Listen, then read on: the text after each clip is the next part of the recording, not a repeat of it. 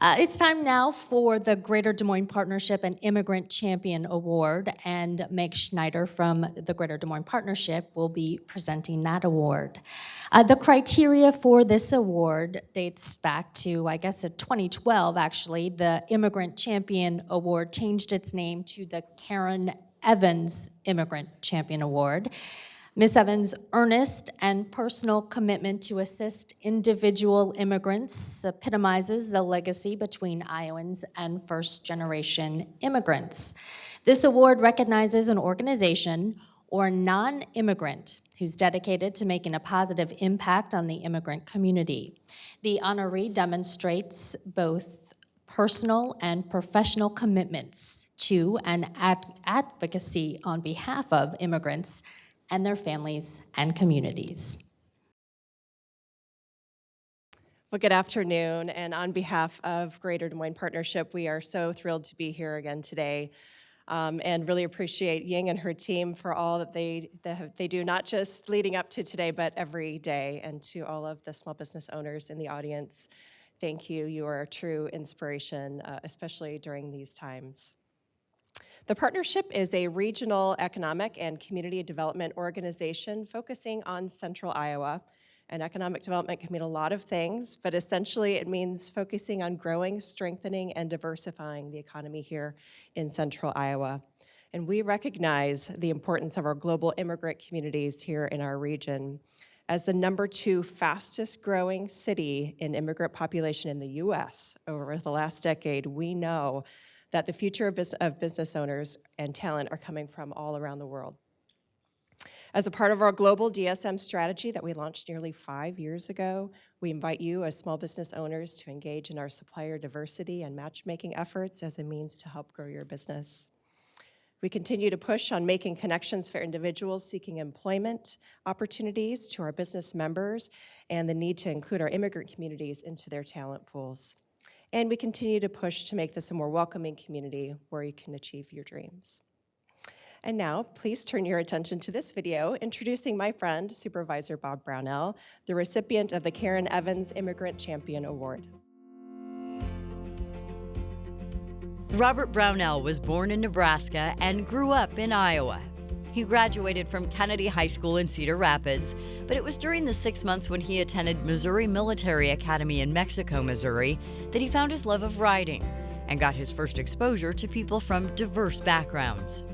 Nobody looked at each other as, white, brown, Asian, not Asian. So the Corps of Cadets was pretty closely knit, and I think that helped form my perspectives on race and equality and equity and some of those things. Bob spent 3 decades working in the transportation industry after graduating from the University of Northern Iowa with a degree in English. Currently serving his 6th term, he was first elected to the Polk County Board of Supervisors in 2000. His service in this capacity is a continuation of an enduring commitment to public service that began in 1985 on the Clive City Council and as the mayor of Clive in 1993. Bob's a great leader. Between finding the common good and the common denominator in trying to get something done, and also breaking down the barriers to get something done, he just has an innate sense to do that. Married to his college sweetheart, Jenna Jurgensen, they have a son, Kevin, a daughter-in-law, Maria, and grandchildren, Carmen and Oscar, all to whom they are passing down a legacy of compassion, civility, and service. Bob listens deeply to others and uses what he learns to make his community better through innovative collaborations across political subdivisions and all sectors of society. So Bob is not afraid to let people know where he stands, and you can feel that it's usually addressing the issues of the marginalized and vulnerable people. Bob's analytical mind and compassionate nature has earned him the respect of the most vulnerable to the most accomplished. Instead of personal gain, he leverages that goodwill and the influence and power of his elected office to bring attention and positive impact to intractable challenges. He's spent time at a homeless shelter to feel what it may be like, while also realizing that he had an option to go home. So, teach people how to fish, but since you're hungry, I'm gonna give you fish too while I'm teaching you But he would personally experience what it's like to be hungry while he's doing that. You know, he's willing to be vulnerable himself in order to find out what vulnerable people in our community go through. A person that's actually had some hands-on experience is less likely to be spewing forth the BS that we hear so much from politicians. And when I talk about things like refugees and immigrants or food rescue or human trafficking, I think people take it seriously because I do have my hands on it. Often the conscience of his community, he uses his impressive network and his endless curiosity about what's happening around him to ask the right questions and offer insights to help guide policies and direct resources. I find Bob in every meeting that I'm at where there's no media, there's nobody really looking to write an article about him. He's not getting recognized necessarily, and sometimes he won't even say he's a county supervisor. When he sits in his seat, it holds a lot of power. So for him to even ask a question about, have you considered what the impact of this is on immigrants and refugees?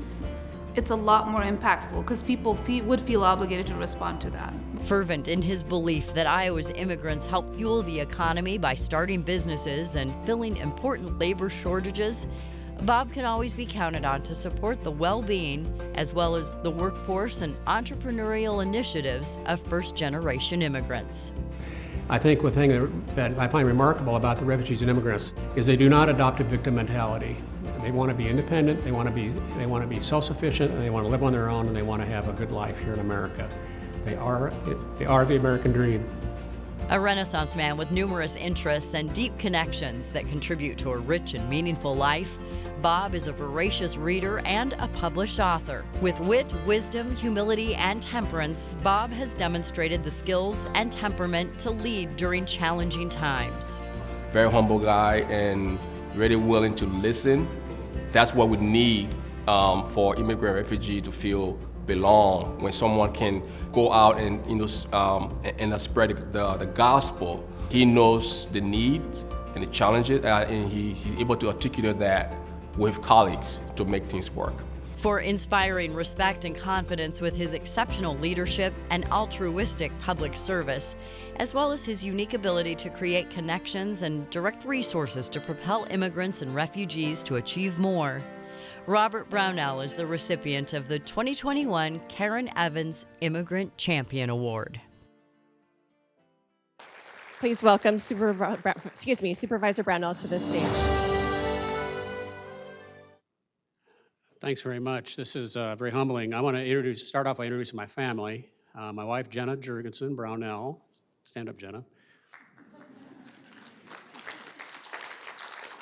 We got married not too long ago. We dated for less than a year and got married, and just had an anniversary last August. Number 50, I think it's going to work. So we'll see how it goes from here. And my very lovely daughter-in-law, Maria, and my granddaughter, Carmen. Stand up, you guys. Attorney at law and partner at Allers, and my son's also an attorney, but he's not here today. There's a theme here. I'm surrounded by lawyers, even on holidays. When San Wong told me I'd won this award, my response was, seriously? It kind of surprised me, to be honest, not because it was so off my radar. In fact, on the contrary, the Karen Evans Award has very much been on my radar. Once I figured out San wasn't punking me, I told her this. I get a lot of awards like this. I have my name on some buildings, even have a baseball complex named after me. It's in Dallas County, but still, it's cool. I appreciate, nothing but love, Dallas County, if you're out there. I appreciate all the accolades I've ever received. I don't want to sound dismissive, but this award is really, really meaningful to me. I'm so honored. I love my work with the immigrant community, really inspired by them. I guess it shows. It makes me realize that there's something bigger than me at work, and I'm proud to be part of that. One of my best friends, Mike, even weighed in. Here's his very gracious take on all this. Congrats on the award. Your celebrity status keeps improving with age. It's the only thing about you that does or has. He seems nice. Mike lives in Waterloo. Condolences, Mike. Nothing but love for you too, Waterloo. Anyway, I want to thank the two outstanding women that nominated me, Kate Haishu and Manisha Padel. A Nepalese woman and a Korean woman have my back. There's a sentence I never thought had crossed my lips as recently as 5 years ago. Now I say it with pride, but I think both women are quintessential American stories, as are many in this room. But I want to talk a little bit about Manisha. I think this story represents something America needs to see and hear. Manisha and I are not on the same political wavelength at all. In fact, the day I met her, we were both part of a small group meeting at the Greater Des Moines Partnership. Fair enough, the meeting was about immigrants and refugees. Manisha starts off with, "We have to remember we're all having this meeting on stolen land. This building was built on stolen land. I hope you all realize that." I'm like, wow, I've only known this woman for less than 30 seconds. She's already wearing me out.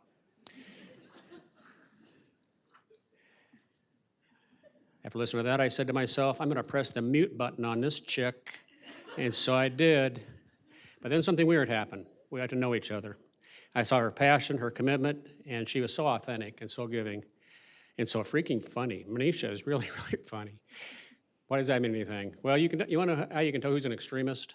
No sense of humor. Zilch. None. They don't have it. They'll tell you what's funny and what jokes you can laugh at, but they really have no clue. So Manisha and I got to know each other and got to laugh together. And you know what happened? The mute button got turned off. I started to listen to her, and she started listening to me. I think people that can laugh together can work together. And if you can work together, you can accomplish amazing things. And now we're good, solid friends. I'm proud of that, too, because we both realize we're part of something bigger than us. Manisha is the equity officer of the City of Des Moines. Kate is the equity officer for a large bank.